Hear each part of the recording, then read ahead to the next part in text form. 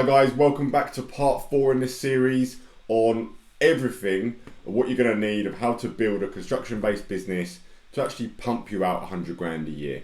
It's going to get you into a good position, you're making some decent money, and that's my whole aim with this series. Now in this video, what we're going to be going over is how do you actually generate the inquiries in the first place, because everything in business is downstream from the inquiries that come in. Like very top level is the amount of people that come into your door and say we want something doing. Like that is the basic definition of a lead for a construction business. It's someone reaching out or someone you've spoken to, mentioned they want something doing. That is the lead, and the leads are the business. Like that's where it all starts. So that's what we're going to really focus on in today's video. Now before we kick in, I need to say again, I said it before, that do not ever underestimate the power of your mobile phone. Like your phone, your contact list, the people that you went to school with, the people that you've grown up with, friends of friends, colleagues, past relationships of just stuff. Everything in your life that's led to wherever you are now, they're all contacts, they're all people that you can speak to, say about what you do, what you offer, what your company is. And relationships, like relationships are everything. Like business is all about relationships. So never ever forget that. And I felt like I just needed to say that one more time before we pump into the next bits that I've got for you today. Also, what you want to adopt going forward is making the habit of just always speaking to people and introducing yourself. So whether you are down the gym, you're out for dinner, you're in the queue at the cinema or whatever, and you see someone that you know of but you don't really know, like be the person that makes the first step and say hello, but be cool. Don't be a weirdo about it and don't be creepy. But what I'm trying to get across is use every opportunity to form new relationships, speak to new people, because you only need one new person who's going to be the next link for the next big job or the next big thing for you. It's all going to come from people. Okay, so with that being said, what we really need to talk about is leveraging what's available to us today. And the biggest thing that you can leverage today is social media. Like it is such an untapped resource that you can't even imagine. The stats are 95% of people on social media don't ever post or use it. They're using it, but they're just watching and consuming content. Only 5% of people are actually using it to their advantage to make money, to build businesses. And that's where you want to be. You want to be in the 5%, not the 95% who are sitting on the toilet, scrolling, killing time. You may as well convert that time into actually using it for your business. And when I talk about socials, I think the key thing to remember is that people buy from people. So trying to build a brand online when you're very small, you're just starting, it's not really the way you want to be going. You're not McDonald's. You're not a big, massive brand. You're not a JD Sports. You're not a Selfridges. You're just a few guys turning over a very small amount in a relatively massive market. You want to build your own profile and be the face of your business and be someone that people can connect to and ultimately buy from and give you some money so you can make the profit that you want, so that you can get to a position where you do have the business that's making 100 grand a year and you're actually on the winning path. Because the truth is, no one really cares about a DBA building services or a ATL scaffolding services. They don't really care. It's boring as well, but they will watch and listen and pay attention to you because you're a person. You do things in your day-to-day life. You do things in your business that is all content you can share with people. Personal brand is way easier than a commercial big brand and trying to grow a company entity as a brand online. And there is no secret sauce with content.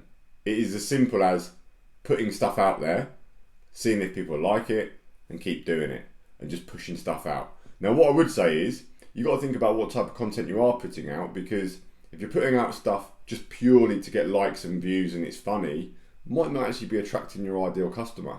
You've got to be putting stuff out there that people actually want to see, because the big thing is, people actually want to learn. So whatever trade you're in, people are actually quite interested to understand why you do things and how you do them. So I'll give you an example. If you're a tiler, let's say, All of the prep work that you do to be able to deliver a really high-end job, all of that stuff is common sense, standard practice for you because it's what you do all the time.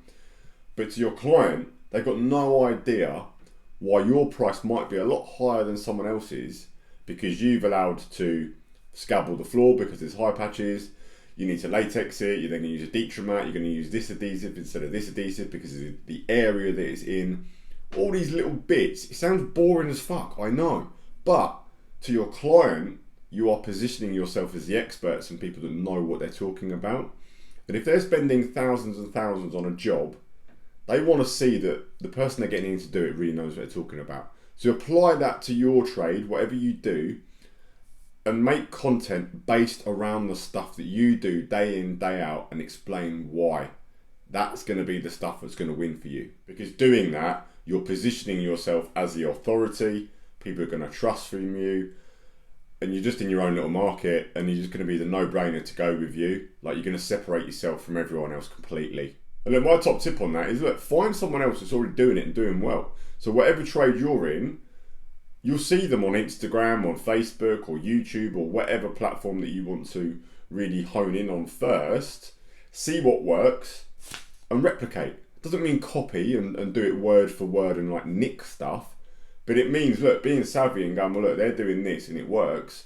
I'm going to mirror that and do a bit of that myself and make it and blend it into your own style as a person. But the best way and the best bit of advice I can give you is just be yourself. Like, actually day to day, like, just be the content. Like, don't sit there and try and think about what stuff you need to come up with to create content. Just be it and do it. So if you're working on a job, you're doing a particular task, that's your content for that moment in time. If you're then going to look at a job or quote the job, that's your content for that moment in time. Just be it. Don't try and think of stuff. Be the content yourself. Then the next step is you need to actually connect with people. Like, if people message you or like stuff or comment on things, you need to like respond as well and make the first move and like actually communicate back. Because I see this all the time in trades. You get messages online or you get emails come through and you don't get back to people straight away. You just leave it and go, I'll get back to that later. It's got to be a priority as part of the sales process. You always got to be nurturing, getting back to people, responding to people, because it might turn into the next job. Like, you cannot just be like lazy about this and a bit complacent about it and cocky. You've always got to be thinking of the next job, the next client, the next thing, because nothing's guaranteed in business and nothing will just come to you. You have got to always be connecting. It's linked with what I said earlier of building relationships. It's all of that stuff coming together. You've got to be that person all the time.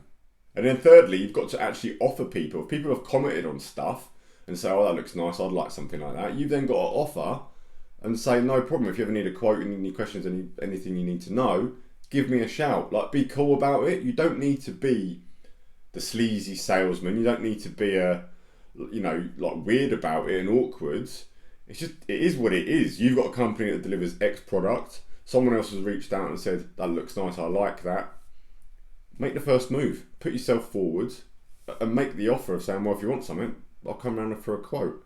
Be that person. That's who you need to be. That's how you've got to act and operate as a business owner. So that's the three main things that you need to focus on when you're getting started and you're on this road to getting to a point of earning 100 grand a year gross profit. You've got to put content and stuff out there for people to be able to find you and see you.